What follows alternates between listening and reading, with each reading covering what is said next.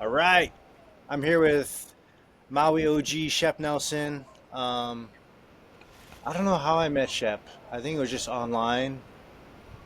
Do you recall Shep? I remember like way back on like in the COVID days of like Instagram, Yeah. Voyager Foiler started following me, and I was like, "What is this Voyager Foiler?" And so I started looking, and I was like, "Oh wow," because there wasn't really even that much footage anywhere in the world. I mean, but all I knew was Maui downwind, and so then I was Yeah. like, yeah, for foiling anyway. And then I was like, oh, Yeah. he's on Oahu. So I remember that. And then I remember I think the first time we met in person was you, me, I Dave, came over with Moses, yeah? Did I come Moses, over with Moses or Edo. I came over? Yeah, I think No, I don't Edo think Edo came was there. over. Uh, Maybe that was the I think next time.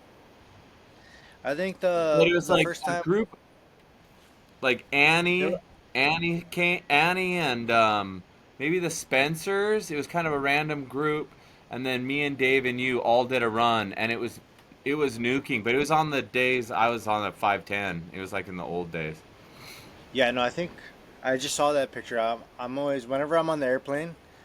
After I rip through all the movies and I can't see it, I just go through old photos on my phone just to pass Yeah. time. Look at your pictures of your kids and everything, and then I came across that one photo. I think it was me, you, Dave, Killer Craig, Oh yeah. Annie, Yep. and Jack Moses. And I Oh think yeah, yeah, yeah. Okay, we there you strike go. we strike mished it, and we crashed at. I think me, Jack, and Moses crashed at Dave's house. I And think it's so too. so funny to me because it's like kind of one of my biggest claims. I'll always look back and be like, bro, like Dave, without knowing Dave or meeting Dave at all, just talking with him on Instagram from the early days, he opened up his house. We crashed at his house as strangers, and we did a run with a legend. And this guy's like a waterman legend. Oh And yeah. it was amazing. But good old times, man. Yeah, like that must have been 4 or 5 years ago. Yeah. But yeah, no, we used to watch you guys and the Maui guys and just be blown away. Shoot, that was such a great time. Why don't we, I mean, I'm always uh I'm always a fan of people's origin stories and especially for someone like you who's one of the OGs from Maui. Why don't you give us your historical journey of downwind foiling because Downwinding. it's important that all this stuff gets documented, especially for such a special place like Maui. Why don't you give For us how you sure. got into foiling and what it was like in the early days and where we are now?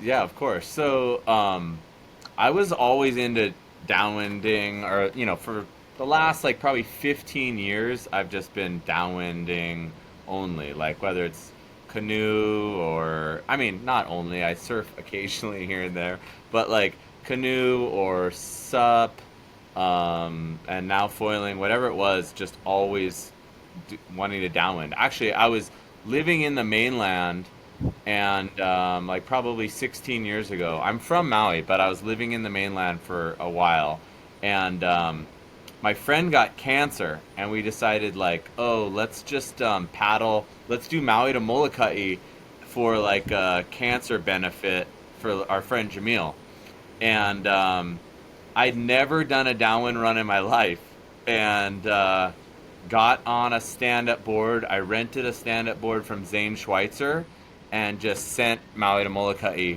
having only done Well, one Maliko you run rented it in to my you. He life. didn't lend it to you. No, he didn't go. He just rented it to me. He might have been in the race. He probably was in the race, but Oh, it's yeah. And so I did one Maliko run and was like, all right, got it, and then did Maui to Molokai, and it was nuking and no outrigger. I mean, no rudder. It was a 14 footer, and I was like, oh, that's it. I'm moving home. Like that was so fun, and so I just like figured out how to do it, moved home, and then just fully into downwind. And then I remember seeing that video of Kai on the long starboard board, get doing a downwind run on a foil, and I was like, oh my god! I showed it to my wife, and I'm like, I'm gonna do this. And I remember her comment was, I don't think you're probably fit enough to do that. And I was like, now I'm definitely doing it. And then, so it took me like a little bit. And then I saw Finn Spencer was like 12 years old. He did Padalimua, and I was on the canoe, and I was like, next year I'm going to do that. And so that was probably 2016. And so then I went with Dave up in Hood River and tried it behind the boat, and then just started doing surf run, like it's on the SUP, but just in the surf for like 2 months. And then I attempted my first downwind run with Kathy Shipman in 2017. I went from I went from Baldwin Beach to Sugar Cove, and it took me 2.5 hours, and that's like a 3 mile run. It was, yeah, You know what's crazy to me about those times is when I got into foiling in 2019, it felt so impossible to find gear. Like there was no knowledge or experience. Like people were getting any kind of surfboard that they had, and like Scott Foil Wizard was like, oh, I started on a kneeboard and put boxes in. People yeah, were literally cutting wave storms and trying to put boxes in. And like I said, I think at the time there was only John Amundsen who was making foiling yeah. boards. I Literally the had a only guy on Oahu, you know? I had the Nubby. I remember that was my first prone board. My first prone board was like a Al Merrick that I just stuck a fin box on. Yeah. But then I reached out to John Amundsen and was like, "Hey, could I get a Nubby?" I think that's what it was called, and got this prone board, and it was sick. Yeah, always had No, Kalama stand-up boards, but Dave didn't want to make the prone, so yeah. Well, Amundsen was where it was. I trip out because when you started in 2016, it must have been so much more impossible or just so foreign to and impossible and hard to find gear, you know? Like, Yeah. But I was sheesh. lucky because Dave Well, was I think that's the here. thing with Maui. Yeah, Dave was here, and Alex. I was on GoFoil for a couple of years, and Alex was right here, so I could drive down to Alex's house and drive to Dave's house, and we were pretty Yeah, lucky yeah. in that way for sure. I think that's always kind of been the MO of Maui is Maui's always like a year or a few years ahead of Oahu as far as like, what's the next trend or, like I'll say this, Maui has a very, very cool like waterman culture because you have, like the Dave Kalamas and you got Kai Lenny and you got Laird Hamilton always coming over to surf Jaws, but it's always been like a cool hub for watermen. So they're always doing the the pinnacle of the sport is Yeah. always what Maui is doing, and it's interesting that Oahu is still like Oh, it catches up, and then but in general, when you put Hawaii on the map, like across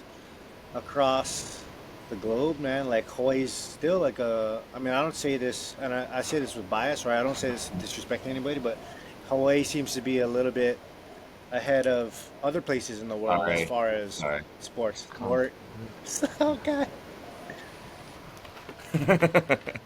Get out of here. This is my little hand. All right, go, go, go. No, it's because if you're gonna be a surfer only in Maui, you're gonna be grumpy. It's like it gets good, but it's not often. So like, but our wind is as consistent as your guys' surf is good. So Yeah. like we have to like you got to have a wind sport over here. Or you're gonna be a miserable person for sure. Yeah. I think what's cool about foiling and with social media these days is And you could probably relate to this back in the canoe paddling or SUP days. Is back then it still felt like a very exclusive sport where you could tell somebody, um, yeah, I paddle downwind, I do Hawaii Kai runs or I do Maliko runs, and nobody would really know what that meant or what it looked like. But I Right. almost feel like now with foiling and just the way that the internet and the interwebs are, it's cool and it's exploding and it's something that everybody wants to do. Yeah. Surfers, windsurfers, kite surfers. It's like there's this big, you know, there's this big mountain and downwindings here, and you got on one side surfers, and you got the other side all the other, water sport athletes, whether it's canoe paddlers, kiters, and people from all water sports around the world. So Yeah, it's definitely a pinnacle sport. It's hard and and we go fast too. It's like before it was adventures in slow motion. It was like really yeah, exciting and fun to go cross channels in a canoe or whatever. But you're like, you're going 8 to 10 miles an hour. And so, but it off felt speed. like so much adventure and it was amazing. But now that we're going 15, 20, 25 miles an hour, it's like, wow, I think it's pretty appealing to a lot more people just on like how, because just speed and adventure together is more interesting, I guess, to people. Yeah. Yeah. So talking about adventure, what was it like in the early days? Doing the Maliko run or doing runs around the island. I know that you went with Dave and a couple others and did some crazy runs and early on, like way back in the day. Why don't you share some of your stories from back then? Yeah, we used to do all kinds of fun runs, and still do. But like, I think the first pretty big adventure we did was we did a Maui. We were planning on going to Molokai actually.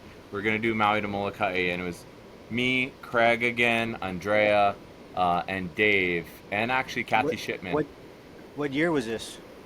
This would have been like 20, probably 19. Mhm. Yeah, Sick. I would guess 2019. I could look back through and see, but pretty sure. I know that, yeah, 2019. And so we were gonna go to Kanakakai, and then we actually said, "Oh, wait a minute!" Like the wind wasn't quite right, so we ended up going to the end of Lanai. And that was actually the first time I'd ever done that run, and I haven't done it since. I've been wanting to do it since so many times because that's like one of the sickest downwind runs in the state. Like it's so good. It is From where to full where? on to the end of Lanai. Okay. So Just instead of going to Kanakakai, you know how the wind can kind of die.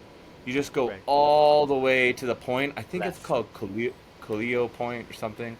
Um, but instead of doing that, or instead of going to Kanakakai, just keep going to the end of Lanai, and it just fills in like as good as the Kamalo is, but bigger and bigger the entire way.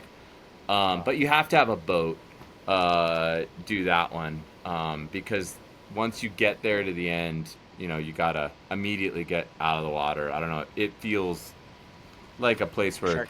if I was a big tiger shark, I would hang out right there. Yeah. Um, Right. so that was a pretty sick one, and that one we really took our time and like we ate lunch on the water, and it probably took like 4.5 hours. We just I'd cruised love that. and stayed together. So that one was super sick, and then but probably the coolest one was when we did Calpo. And we finished in La Perouse. That's definitely still to this day the heaviest water I've ever been in.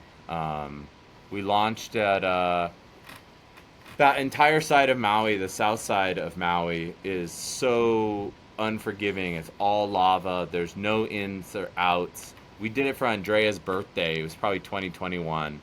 And we looked on the map and we were like, oh, it's completely purple on this day on the wind map, yeah? So we were like, oh, perfect. That's a good day to go do it. It's going to be so windy. And We did not need anywhere near that much wind. I had my 510 by 23 Kalama, and I had the Unifoil 190, Oh god. which was like the original Albatross was the signature model we had in the Right. U.S. And it was kind of like the original high aspect wing. But anyway, such a big wing, like so huge, and the mass was like a noodle. But Mm. I was afraid. I've told this story before, but it's a funny one. So I was like, I told Dave, like, I was joking with him because we were getting off the boat, and Dave wears like this Batman utility belt a lot of times, right? You'll have I like remember the seeing that. Yeah. hammer and a knife and, all this stuff on this belt. And Slippers. yeah, Yeah. so he had his slippers on the belt. And I was like, Dave, we're getting off a boat, onto a boat. You're bringing your slippers, huh? And he looks at me like deadpan and goes, well, yeah, but I mean, if the boat sinks, we got to walk through the lava. And I was like, is the boat gonna sink? Like, oh my God. And so then we get out, and it is like, in my mind, I'm like, oh, it is triple overhead. Like, this is the biggest, scariest, feels sharky, everything about it. Like, And there's you're no trying to way you pop off that 510 510, yeah. on the But 190. Right? popping up was no biggie. Like, put your paddle in the water, boom, you're up and going. But the very, very first one I ever tried to drop in on, just as soon as I dropped in, because you know how sometimes you got to just get into that rhythm and you're like, let's go, I'm just going to drop it. So I drop into this thing and just explode. Just completely cavitates the foil, everything. And I'm like, whoa, put yard sail, gathering everything together. Next one, go, and I'm safety surfing, and I'm like, all right, this next one I'm gonna drop in again. We're gonna do it. Drop in, same thing. Everything blows up. So then for 15 miles, I just safety surfed and was like scared to death.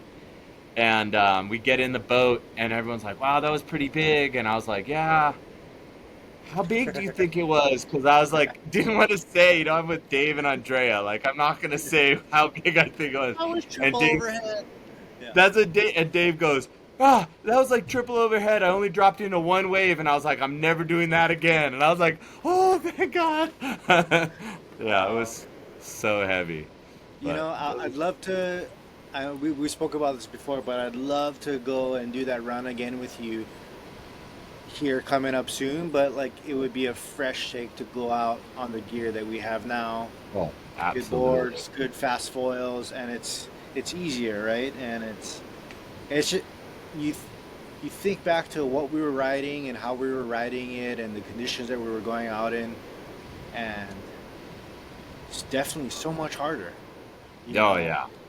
trying to safety cert. Yeah, like you said, imagine being out there in giant conditions, being overfoiled, and then wobbling on a noodle mass. So, That's bizarre. so much harder, but it was like, and it was fun because we were so early, but Yeah. now's the best time, man. I mean, the gear is so good. Hmm. You're those ones that we would have been like, I saw going under me that I could never keep up with. You can keep up with now, and go fast, and it's just, we're so lucky. It's so good right Here, now. here's an interesting question.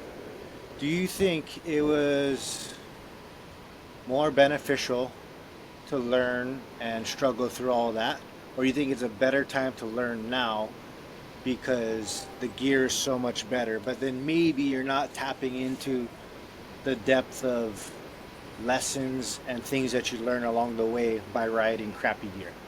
Yeah, it's a good question. I mean, I think it's definitely a better time to learn now, but I think that I learned, like, Andrea always tells me you need to be more comfortable with being uncomfortable. Like, she always tells me that. I think it's a jujitsu thing too, but like, for me, Well, yeah, exactly. And so I'm like, I think that those years helped me big time on just that. Like, sitting miles out at sea, not being able to lift, heart rate's at 180, trying to get going again, and just trying to find calm, and being like, I'm only getting in by myself, on my own power. Like, finishing a Maliko in those days felt like could have been like a life and death experience a lot. And, and you always felt a sense of relief when you finished. And so I think that helped me, like, help teach me to be tougher. Um, but it, I don't know. I also have PTSD. Like, sometimes I'll be like, I don't know, or like I'll try a new piece of gear and I'm like, what if I can't lift? I still have that feeling, and I'm like, when was the last time I couldn't lift? I mean, well, last week in the ADs run. But besides that, like, it was I think it was good for me. I don't know. Hey, well, yeah, let's talk about the Maui guys and coming over to Oahu. And it's always been kind of cool because reflecting back, you know, everybody coming over for the races, and everyone loves to go to Maui because Maui is so sick. Every day it's windy, it's corduroy, it's big, and it's easy. And then my argument, hey, like, like, go to Maui to have fun, but if you want to learn and get better, like, coming to Oahu is the waters are so much different. They're way more technical, and um, and I've always tried to tell people that, yeah, bro, like, even the guys who come over from Maui, they have a hard time on Oahu. Um, and so what has it been like when you first started coming to Oahu to downwind, and what have you learned? And then we'll get into the 80s race, because that's going to be Yeah. like, in my opinion, one of the most premier race courses in the world, as far as how difficult and technical it is. I think so. Yeah, the first time I ever came to Oahu, I had a shocker run. The Barracuda had just come out, and I like grabbed. I remember I took my Barracuda to Oahu. Everyone still had short boards, and we did this Did we run. dive And in together that run, or did I, I let you I borrow gear or something? no, I was on my own gear. I don't remember what run it was. I think it was the M2. It was, I think it was the year M20 didn't have foil. Mm. But or they, we didn't do M20. We did like the Blue Water Classic or Oh, yeah, something. yeah, yeah, yeah, yeah. It was a Yeah, Hawaii kayak race, yeah. yeah. But it was a Hawaii Kai race, and I'd never done it before. Went there for that race and did it, and like had kind of a shocker because I was surprised.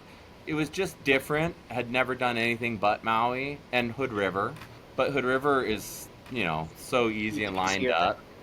Yeah, yeah. And so there's just different swell directions in Hawaii Kai. There's big ones coming out of the channel. And then I was just thinking about this even the other day on that run. It's like, it's big ones coming out of the channel, but they even like kind of bend and then come back out. Because like sometimes the bumps moving out are the fastest, biggest moving, and you'd think they're coming in, but then you've got like the wind bump direction too, so there's like a lot of V's and mixed up water, um, and then you hit that reef, at the end, and we don't have anything like that on Maui where we're finishing across a surf line in that way, and so it was a shocker for me. And I was like, whoa! I paddled like the last, mile on my knees.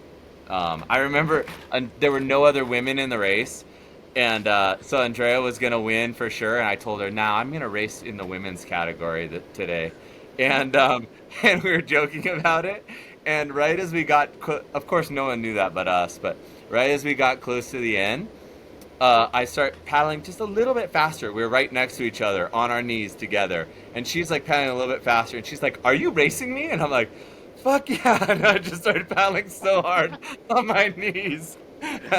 Oh, So I beat her, but they didn't give me the trophy. They gave it to her. But yeah, so I was like, oh, mark it down. Asterisk. Shit. asterisk, full asterisk, yeah.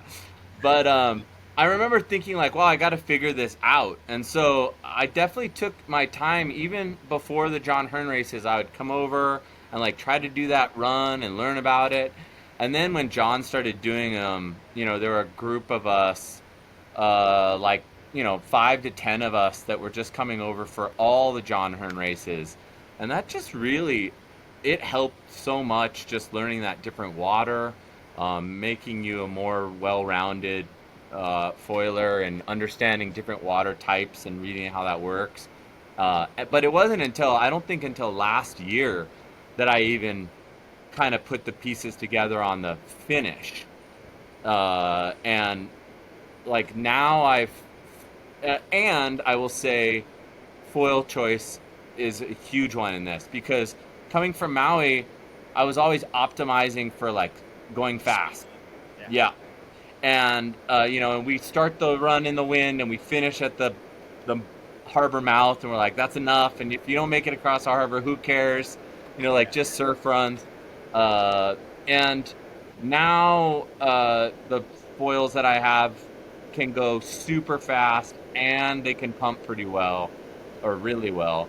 And so it's just that piece at the end is so important for those Hawaii Kai races. And so I thought I had it dialed, and then you guys started doing AD runs, and Start all wow, over it again. Yeah. started all over again. I'm gonna come for a week and just sit there and study that thing because it's like it makes it big water and all that technical open, as difficult an open ocean run as you've got like in the channels is right there, even harder because of backwash and everything. And then it goes into Hawaii Kai. So the only thing about Hawaii Kai was it was pretty groomed and kind of like even though there are different swell directions, once you figure it out, you know what it's gonna do. And ADs, you just don't know what it's gonna do, or at least I don't yet. It's wild. I've never seen the same face ever at 80s. You can kind of start to predict the different sections of Hawaii Kai and what it's going to do, where it's going to be good, where it's going to be technical.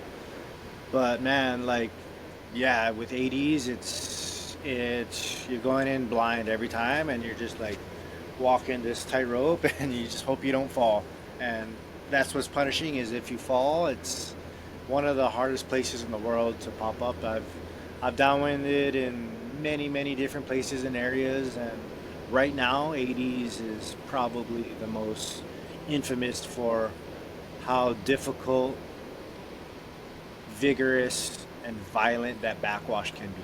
And Yeah. it's and I'll say it, it's there's backwash, but it's at least in a direction where you can still downwind, and it's not just kind of like I'm sure there's places around the world where you have crazy backwash, but it might be considered undownwindable. But at 80s is probably right at that level where it's 99 for downwinding and the 99 for like difficulty with backwash. But it's Yeah. possible, but it's almost like very like close to impossible. It's Yeah. crazy. Yeah, yeah, And you gotta. But I can see the people like yourself and a lot of the Wahoo crew that have like it's clicked for them. And that just like I was talking to Tomoko today, who came over and did it. Tomoko's she in did. her sixth. She came over. Yeah, she came So over. She's sick. How old is? I think Tomoko's in her 60s, and came over and just did that thing. And she told me she did a Maliko after that, and she was like, "Wow, Maliko felt I wasn't scared of anything." And I was like, "Yeah, that's exactly right." And Maliko in the winter's different. It's more mixed up and has some backwash. It's not the easy run that it is necessarily in the summer, and you got big groundswell and stuff. And so, but even with that, 80s is a different animal. yeah, Yeah. I'm pretty stoked because for me, when I started Voyager, I always thought it would be cool to, put on a race. And the first race was the Hawaii Kai Run race, which was difficult at the time. And like, if anybody could complete a Hawaii Kai Run, you're an animal. And then as we progressed through the years, we kind of were striving to put on a very difficult or more challenging race course. And yeah, stoked that 80s is there for us because it's gnarly. And the this last year's Voyager race and the high level competition that there was, international competition, and you had a lot of good guys that had shockers or came down or didn't perform how they normally perform, and it just goes to show, man, like when you race in places like that, it's it's it's pretty humbling, and it's cool because it's like an ultimate challenge. And it And helps you level up. It's level like up, yeah, now that I know the bar is here, like I can easily clear these ones. It's like it's yeah, just a mental thing you got to get through, and that's just everything in downwinding. I mean, that's why I got into it, was just that like challenge of like trying to break through, and so hmm I'm glad we get to find runs that continue to challenge us like that. for sure, for sure. So, I hear on the street that you happen to be on this committee for this downwind foil world tour ranking committee thing. I don't know. I heard some rumors on the street that you're on there and you're putting some good insights for that. But Only, what do you only think? because you made me be on it. Um, what's your? I mean, it's cool that we've assembled a pretty international committee for that, and I think it's important for people like yourself, myself, and everybody on the committee to be there and give their input. But for you and where you're at and where we're from, um, what do you see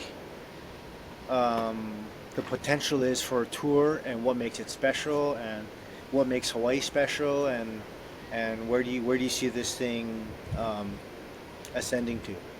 Yeah. I mean, for me, like I was happy to be on the committee and like try to help steer it, because for me it was always very racer focused. Like I just wanted to be, I saw some of the races that we were doing and whatnot, and felt like things could be a little bit better. And then also for the young people in the sport, uh, I was never on any kind of a world tour as a young athlete and could go around and see the world, but like to be able to potentially have that ability and do that is just so cool.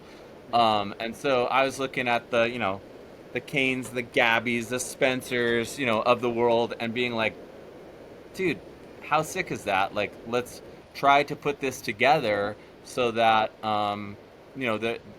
that they can go around the world and hopefully and impress upon the sponsors that it's important to send them, and to you know pay for that to be done, and whatnot. And so that's really that.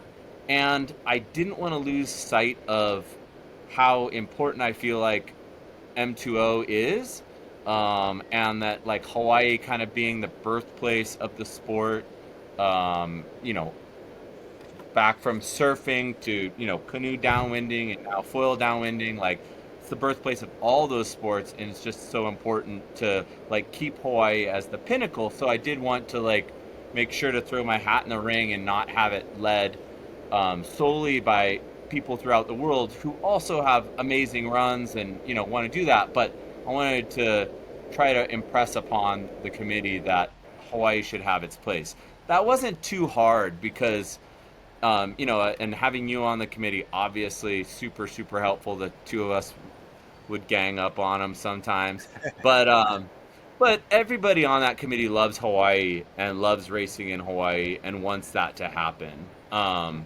And so, yeah, I think those are the two main reasons. Was just thinking like we can make this sport better, we can make it more racer focused, um, and we should keep Hawaii as the pinnacle.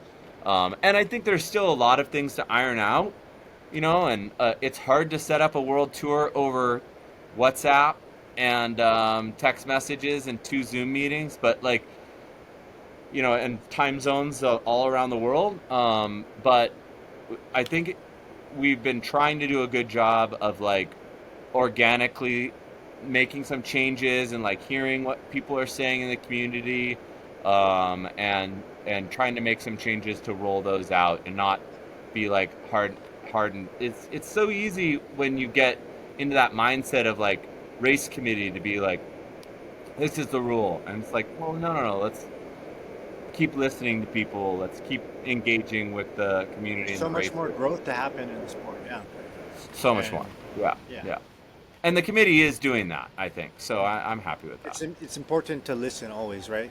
Because Yeah. like in our most recent race that we had in Saint Tropez, like Fred introduced a pretty cool and unique start system, and that was cool, and that's the point is you know, as a sport grows and develops and gets bigger and bigger, and we have more racers and athletes on the line, our job or goal as organizers is to put on the safest, fairest, and best possible atmosphere for the racers. You know, Yeah. Yeah. and so it's cool. That's important. And yeah, I have to fully agree. I remember being in my like late teens and early 20s as a very highly competitive canoe paddler, and that was my dream is to become or be like a Tahitian, and be a professional paddler and Yeah. go and race and just train and have sponsors, pay for us to train and kind of live that lifestyle. And so I think there is an opportunity for that for sure with foiling and the way that um, it grabs the attention of the market over, you know, social media and how accessible it is around the world. And yeah, man, like you said, I think for me, it's not super important to create a tour to rank somebody as the best in the world or crown a champion. For me, it's about giving athletes the opportunity to compete at a high level around the world, but also like really like drag in the sponsors these big brands. They have a responsibility. I don't want to say that because it sounds demanding, but they have a responsibility to support their athletes in a way like that. And to me, like that's a dream. And I was thinking about it the other day. It's kind of like when surfing was on the cusp of becoming professional in the 80s, and then Yeah. you just sure enough, you just got to just keep trotting and pushing forward, and sure enough, hopefully, downwind foiling can be very professional with a world tour and paid athletes and professional athletes that can dedicate their living to it for a short time. And Yeah. that would be so cool. And I think it's there, because it demands it demands the most committed athlete or person, so it's not like anybody could do it. It takes a lot of time and dedication. It takes someone who's smart, strategic, and those types of athletes should be taken care of so they can focus on their sport or their passion, Yep. And by keeping But the we'll pinnacle in see. We'll see where Hawaii, it goes. by and also by keeping the pinnacle in Hawaii, I think that we're gonna keep the importance of actual downwind open ocean racing. Because like a lot of Yes. sports have gone and like been invented in Hawaii and then go to Europe and kind of get changed into flat water and racing in pools and whatever. And dude, if I lived in those areas, I would be doing that. So I'm not Yeah. saying against it, but I just think that as a pinnacle sport, it's most interesting and most important when it is open ocean racing, like Hawaii style, like we have here. And so And hopefully I that's think, yeah, I think, you know, what makes Hawaii special in that sense is that there is a true legacy and heritage of how prestigious and like legendary the Molokai Channel is and coming to Hawaii, yeah, and that's everybody's that's everybody's like goal one day, whether they grow up surfing in France or doing some sort of water sport in Japan. Hawaii seems to be like the homage. Like you got to go pay homage. Like I want to go surf Hawaii one day. I want to go yeah, do the Maliko run one day. I want to go, and it's it's and I hope it doesn't sound biased because we live here, but I feel like that's the reality. And if we can organize a world tour, for sure. I mean, and these guys are doing a great job. Hawaii is a stop, and it is a very major and main stop on the tour. And yeah, it's great to be involved and still be a part of it. Um, you know, a- I think what a lot of people are learning or observing is that it's what defines a great race. Is a great race an event where the organizers do an amazing job with logistics? And I mean, you know, like for example, Fred Bonef and the team in Saint Tropez, the guys in Crozon, Amari, those guys are like crazy high level professional, and they make it so easy for the athletes, you know. And likewise with you know, Shannon and her team who put on the Molokai, Zach and put on the Molokai. You know, it's it's I guess, yeah, I guess it's we have to realize what makes a great race, but at the end of the day, I don't think there's any debate that the race course that starts on Molokai and finishes on Oahu, no matter how easy or difficult it is for the athlete, the Molokai will always be the pinnacle, in my opinion. You know, and you know, a lot of the criticism is it's expensive to get here. It's expensive to hire escort boats. Yeah, it is. But I mean, that's what makes it even more important or significant. Yeah. You know, I It's the remember pinnacle. being, It's not easy. Yeah. yeah, I remember being a young kid, and like, you know, when I was racing Molokai for the one mans, you know, like you're like saving money to like, you Yeah. know, 8 months out in advance to be like, oh, I got to pay for my escrow book because Molokai Yeah. is that important. You know what I mean? And Yeah. it's it takes a lot of life sacrifice to race Molokai, and that's why it'll that I mean financially, and also you know how the history and the heritage of it, and then also how challenging it is. That's why it'll, in my opinion, it'll forever be the toughest and the most significant race out there. Yeah. I totally agree. I totally agree. I think, yeah.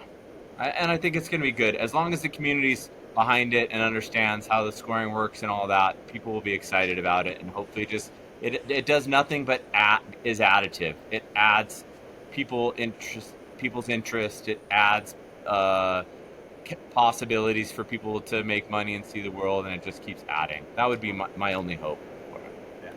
Um, and racing, I love racing, and I will always love racing. I'm a competitive person. I'm gonna plan on keep racing, but I will Racing say till you now, die.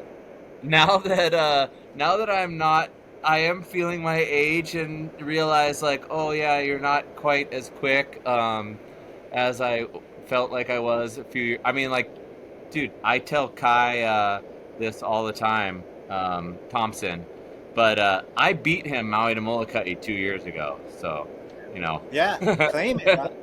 yeah, You know, exactly. you know it's But interesting. I just had a chat with Eric Sturman earlier, and we did that the Halloween race, right? Which yeah, was started like the one man canoe race where we started on Marshall's Beach on the bridge there. Flat water started, pumped all the way out, and then did the Hawaii Chiron and finished at Kaimana. And it's so funny, you know, a few years ago we were like protesting, like, bro, you gotta start us in the bump, you gotta start us, you know, we gotta finish in the bump. And I think more than anything, it's grown on us that, okay, like, you know, as long as you start in the bump, we can like pump to the finish, it's fine, you know, finishing at Kaimana or finishing at Kanaha, you know, like, that's yeah, something that we've learned to deal with and grow with. And then what's cool is like, you know, after doing that race and realizing like, okay, like it makes it real, man. Like, hey, nobody's gonna sign up and come up with their 400, 500 square centimeter wings to flat water and pump all the way out to the wind line. And it was also cool because everyone seemed to be in a very similar range of speed. Um, you know, and for guys like me and you know, and we're in our mid to late 30s, and you know, bro, the reality is we're not keeping up with the Edos, Canes, Guidos, Yeah. Spencer brothers in their 20s riding 400 size wings. You know, Yeah. it's not gonna happen. You know, but now if we can really level out the playing field in that way, where I mean, I'm not super enthusiastic about flat water starting for Yeah. races, but it was kind of cool to be in that scenario and be like, wow, like I'm riding this bigger size wing, and so is that guy, and you only have so much range of speed. So now that when you're downwinding, like it really comes down to the decisions that you're making on how to go faster and which bumps to chase and when to let bumps go. And it was cool. It kind of leveled it out again, like. And this is funny because this was like the James Casey argument a few years ago. um, I but know. I fully I would it's fun. It would just be a different kind of race. Whereas I still feel like it's very important to start races in the bump so that brands and companies and engineers will continue to develop race wings and continue to push the sport. Yeah.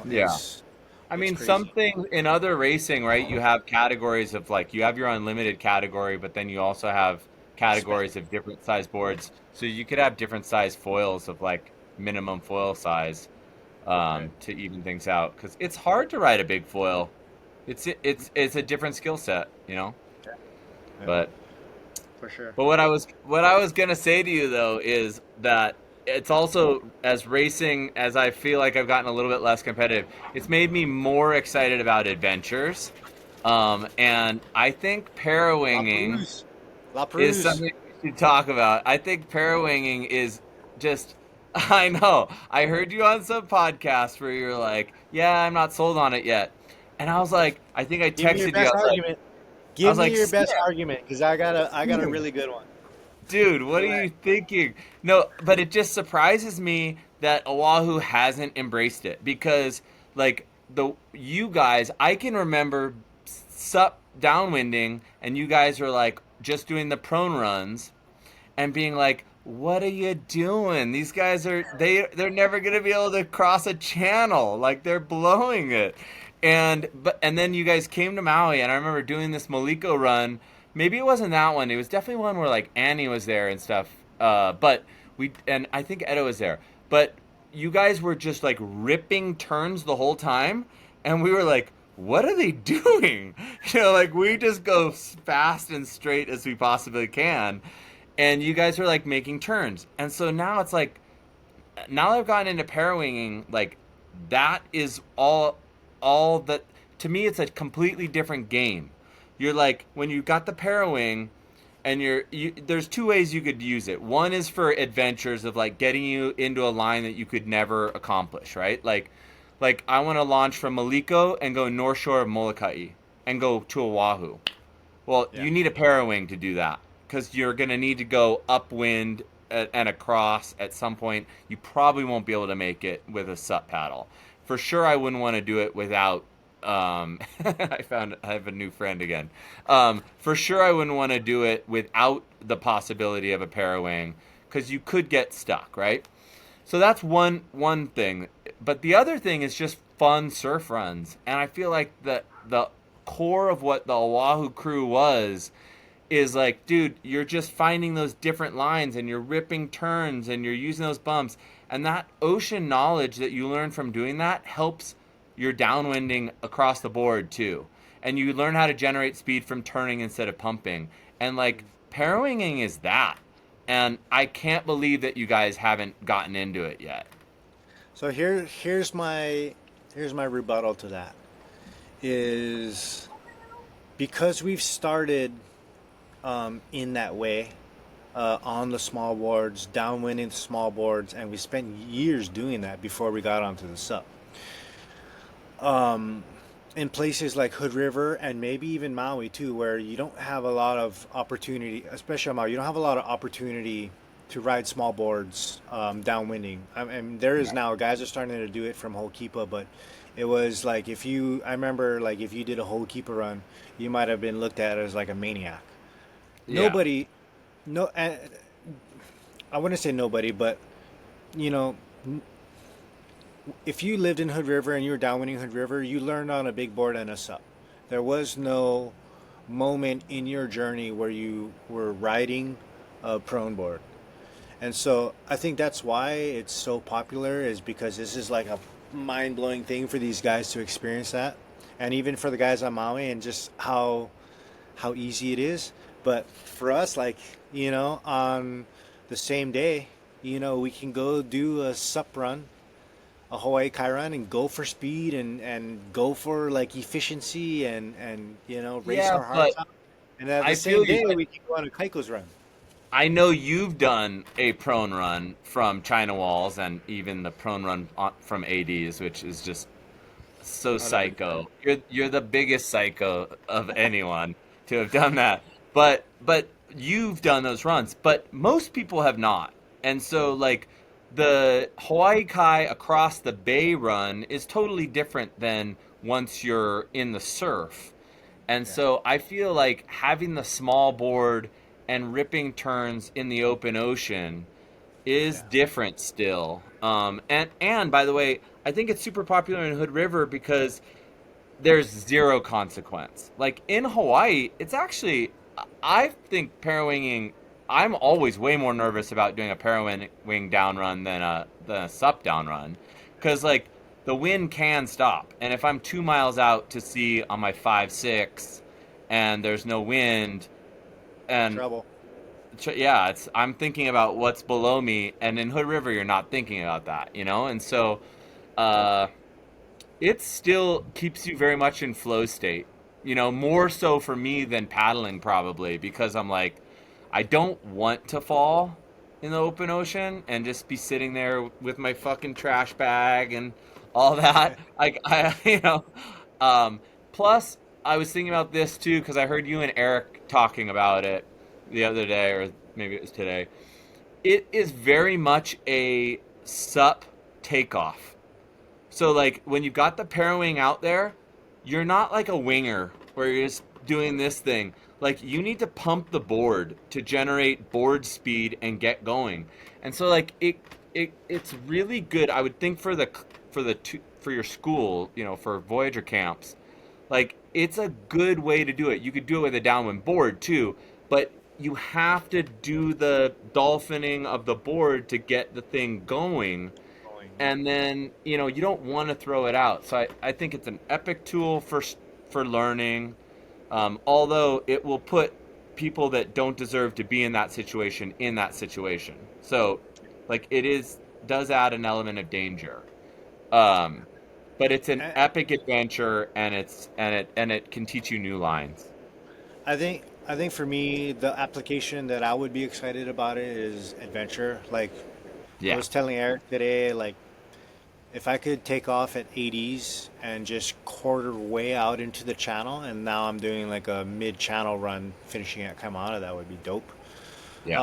I don't know how realistic it would be for me to sail upwind, and have fun doing it, or have easy access to going upwind because I don't think the wings are there, and definitely I don't have the skill set. Like I feel like there's, like I said, downwinding is here at the top, and on one side you have wind sports, and the other side you have surfers, right? Yeah. And we come from this side, so we have no idea, you Yeah. know, um, about the lines, the I, kites, the I long didn't. I never angles. kited, right? I never kited. I never did any of that. I just did downwind sports, and then I started winging, and so I can wing, and I like winging in the waves, but I never even tried it downwind. Like I could tell that was just not gonna be fun to have that thing in front of you. Yeah. But so the parawing, yeah, it's a wind sport, not a surf sport, and so it's different, but it's prone run, like it's a legit open ocean prone run, but like for when I want to go home and see the family afterwards, I don't have to be so concerned Right. about the repercussions of coming down. So I don't know. I think I bet you we look back on this in a year, or maybe two, and you're like, oh yeah, it's so cool. I can't believe I said that. You know, I can envision it because I know what it's like to be out there downwinding on a small board in the bay because I've done it before, Yeah, unassisted, and then also with the jet ski, and I know it's fun. But yeah, r- I I don't have a strong pull at me to be like, oh, you gotta do this and learn. Like I'm so content. I'm having fun with downwinding on a SUP and all the new wings coming out. And then if I want to shred, I take either out a small SUP board or I can go on a Keiko's run. So me I too. we'll see. Yeah. No, no, I like it, and it's just it's windy here and waves and whatnot, so it's fun to have that too. I'll Just definitely, if I ever do get into pairing, I'll definitely look back at these conversations and probably have a good laugh at it. But and speaking of, I know it's getting late, but can we talk quick about wings too? Just I yeah, mean no, foil. I was gonna say like, hey, you know, I know that you switched over and you're riding new foils, and to Yeah. me, like one of my favorite parts of Voyager Camp is on day one when we're trying out everybody's different gear, boards, wings, and combinations, and it's fun because it's fun to be a competent foiler and then now start figuring out and feeling all these different sensations. And I know you just were riding a specific brand for the last several years and you switched over, and then in general it's fun to just see people get this hysteria for all these new brands coming out and all the FOMO and just be like, bro, Oh he's on yeah, this and he's moving fast on that, and it's fun to follow and stuff. But tell it tell me is. what you've been riding and what's it been like. Yeah, I tried a whole bunch of brands before I made like the switch, and I definitely tried a few like the F4. That's definitely like it's a hot brand There's a right now. fever. There's a It's fever it going was an around. F4 fever, yeah. F4 And I horse. exactly. And it's worthy of it. This 685 I think is a magic foil. The 530 is a little bit smaller. Takes a lot of effort to get going, in my opinion. But like on a nuking day, it's super fun too. And the mast is great. And I tried some Axis stuff, and I tried, Did you try the new uh, one, the Temple? yeah, Whoa, and I who tried has it the F Temple in Maui? one. Is it Kai? Uh, yep, Kai and Gabby have them. Yeah, Like yeah. most, yeah. Um, and they're all the good news is for all of us, they're all so good. Like I don't think you can make a bad or a wrong choice, you know. But one of the ones that I tried was the new KT stuff, and I had a KD Maui tail, you know, like six Oh, years we ago. all did. Yeah, exactly. And so I've loved Kane's stuff forever and thought like that it was great. And so I've asked him for years, like, when is your race foil coming out? When is the actual race foil coming out? And he's like, oh, soon, soon, soon. So finally, finally. I had never ridden any of the surf stuff or anything like that, but I got to try the Solus, which is so the 775 Solus is the foil that Kane rode in M2O and M2M last year. And there's a new mast that just came out with it that's like wider at the bottom, tapers up, and it gets pretty thin. And so I tried that and the Solus and this tail. Kane helped me set it all up and everything. And just instantly for me, I felt like now it's a race foil, right? So it's not like the 685 is like if I wanted a para wing, the 685 I don't see how you could do I mean it's pretty epic on that. I think some of the new KT stuff that's coming out, Surf Wings, and some of the Atlas stuff is also exceptional. But so the Solus is a race foil, but our races you got to go fast and you got to finish well, which usually means pumping in the flats. Yeah. And this foil will go as fast as a 500 in it's a 775, and when you get to the flats, I mean, it is just like my it is no brainer finishing in the flats. And it's just like tapping and keeping it high, and you just soar right through it, and it has so much projection and so much drive. It's 13 AR. So the 16 ARs, I feel like you got to build speed, and you make a Keep the mistake and speed. Yeah. you pay a lot of penalty.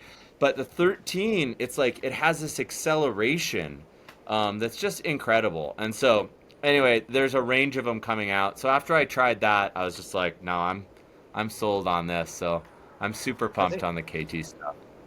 I think that's what broke our brains and broke the internet. Was that we all thought it was a race to see how high the aspect ratio could go. Like, oh, it's 15. I remember when the Lift 110 came out and thinking like, well, that thing is like way too high aspect. There's no way anybody could ride that. And it was Yeah. 13. And then like the Momentums came out and it was 16. And then now, and then, a couple foils that we've seen come from Europe, like Tom Constance foil, in the 18, 19, 20 aspect ratio. And we thought that it was going to race and just see like, when is this going to end?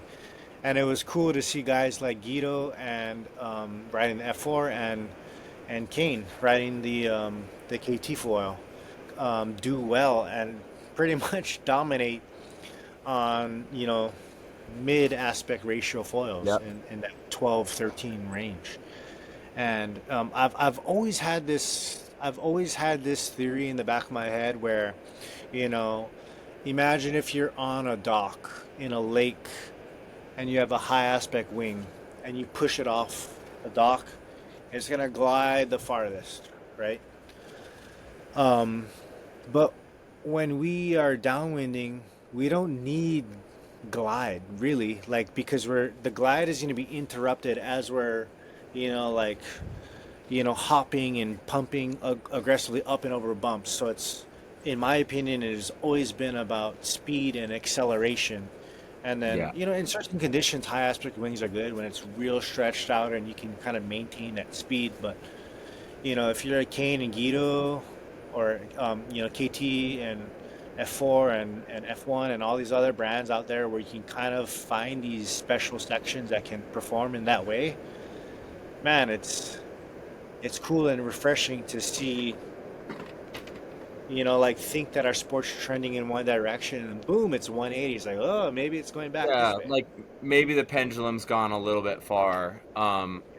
Yeah, I definitely think so. I think there's a lot to acceleration, and being able to tap into acceleration when you need it to be Yes. back in power is very important. The other thing about the Solus, which I think, I don't know, I'm not a technical foil guy, but like the swoop, you know, is that Yeah. some of the wings Top have. member. It's on the top, right? And so I don't know what that does, but I will tell you for feels, when you're maxed out, the when I'm going the absolute fastest and you're standing up at the top of the bump is when the foil feels the most locked in. Like it just like it hunkers down and it's just like locked. And I've never had a foil where I felt like that before. And I It's usually and when you're at top speed, things start shaking and wants to just yeah, blow you up. Yeah. yeah, exactly. And so it's epic. It's cool. So Yeah. yeah, I've been enjoying them. Like what's crazy is, Kane has always been a wizard. He's definitely the gear nerd, and he's always gonna have the best setup. And I remember, yeah, the first time he came over for the Voyager race, he had some gnarly Frankenstein setup where he had some sort of mast and the Lift 90 and da. And he was shimming, the base plate and shimming the tails, and like, it was just melting our minds because we're like, wow, just slam it forward, like more Right. lift forward, and here's this guy just like changing with all these crazy technical variables. And he made apparently the rumor is he made this Solace wing just to rip at Hood River and be a fun wing to surf. and then Yeah. here it turns out to be, one of the fastest, highest performing wings on the market right now. And the other thing that bends our minds is its square centimeter area is 775, and Yeah. he's going, like you said, as fast as people on 500 size wings, and can't explain it, but Kane understands it, and he's one of the brightest guys in the sport for sure. He is. It's pretty cool to have someone at such a high level of the athletic side of the sport also have that brain on. And, obviously he works that into how he maintains those high levels, but it's pretty cool for Yeah. sure. So what's next for you, or what do you see in the future, bro? Let's lock in after this call. Let's lock in a time to set up that adventure run. That would be sick. Yes, Um, definitely need to do that. yeah. What are you looking forward to these? I mean, this immediately, like this year, and then for the years ahead with downwinding and yourself. I mean, for right now, like I'm stoked. I'm getting excited about surfing and towing and get doing some tow foiling. That's the other thing that I think is killer. Kane's got all kinds of prototype foils, tow foils, and stuff like that. And we're blessed. Maui's pretty blessed to have some incredible foil tow waves right up front. And so that's getting exciting, and then just planning adventures. Right now, trying to think about ones that are maybe like shielded from big north swell. And then there's a bunch that I was serious about the Maliko all around North Shore of Molokai. I definitely want to do that one. I definitely want to do Kaupo again.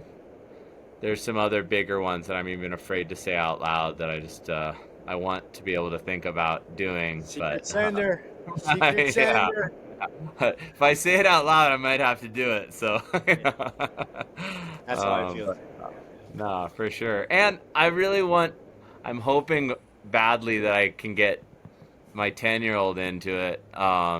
He wants to do it. I want to pass that on for guilty reasons. Then I can go foiling more often.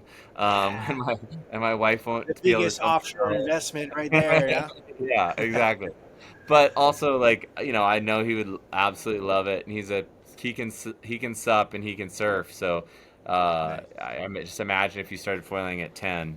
So Yeah. hopefully we can start doing that with him. And my little guy who was behind me earlier is 7. He's right behind him. So focusing on them and focusing on adventures and realizing that racing will be there and I'm always going to be competitive in my own mind, but I'm okay moving, into uncle status of like being more of an advisor than a competitor.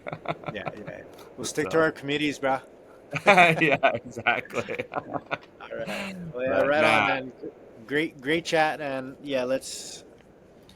I got a lot of ideas for adventures too, so hopefully we can yeah, I want to join go together on some of them with you. No, and Sim, for sure. thank you. Like, dude, I know I don't have to like be on here kiss your butt because like I think of us as like really close friends already. But like I think what you've done with Voyager is so sick. Like when I'm wearing my hat, I'll run into somebody, a lifeguard or whatever, and they're like, "Oh, you downwind foil?" I'm like, "Yeah, that's so cool." It's like, Yeah. it's really a neat thing that you've done, and so congratulations on all the camps and the brand and everything. I'll send you my address right after this for free swag. Yeah, yeah, for sure.